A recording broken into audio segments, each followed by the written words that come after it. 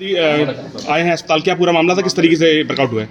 ये एक 9 और 10 की रात को एक घटना हुई थी थाना उरई क्षेत्र के अंतर्गत जो हाईवे चौकी है जो झांसी रोड है वहाँ पर एक घटना हुई थी जिसमें हमारे कांस्टेबल शहीद भेजजीत सिंह की हत्या कर दी गई थी कुछ लोगों के द्वारा।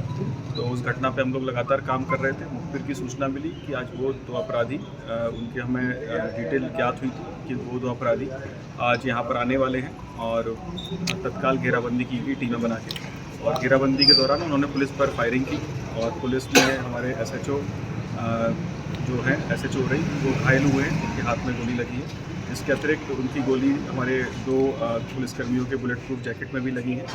तो तत्काल हम लोगों ने भी जवाबी फायर किया। जवाबी फायरिंग में दोनों अपराधियों के भी गोली लगने से घायल हुए हैं और यहाँ पर जब जिला अस्पताल लाया गया तो अभी डॉक्टर्स ने उनको मृत घोषित किया है।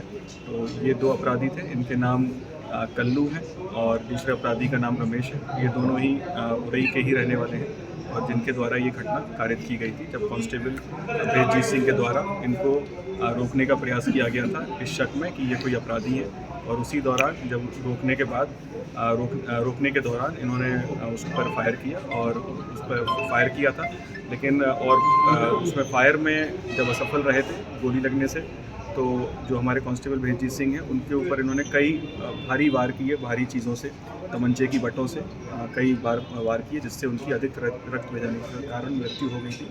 तो इस संबंध में बाकी वैधानिक कार्रवाई अभी की जा रही है और बाकी जो पहलू हैं घटना के उनको भी सामने लाया।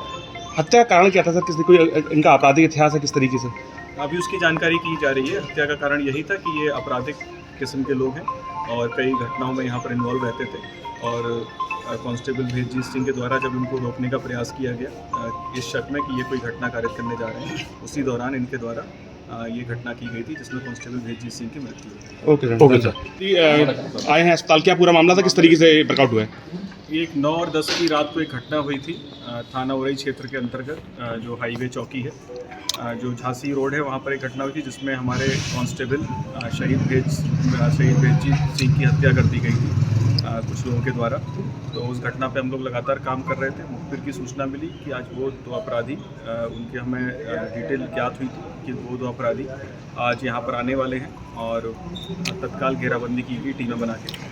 और घेराबंदी के दौरान उन्होंने पुलिस पर फायरिंग की और पुलिस में हमारे एसएचओ जो हैं एसएचओ उरई वो घायल हुए हैं, उनके हाथ में गोली लगी है। इसके अतिरिक्त उनकी गोली हमारे दो पुलिसकर्मियों के बुलेट प्रूफ जैकेट में भी लगी है। तो तत्काल हम लोगों ने भी जवाबी फायर किया। जवाबी फायरिंग में दोनों अपराधियों के भी गोली लगने से घायल हुए हैं और यहाँ पर जब जिला अस्पताल लाया गया तो अभी डॉक्टर्स ने उनको मृत घोषित किया है।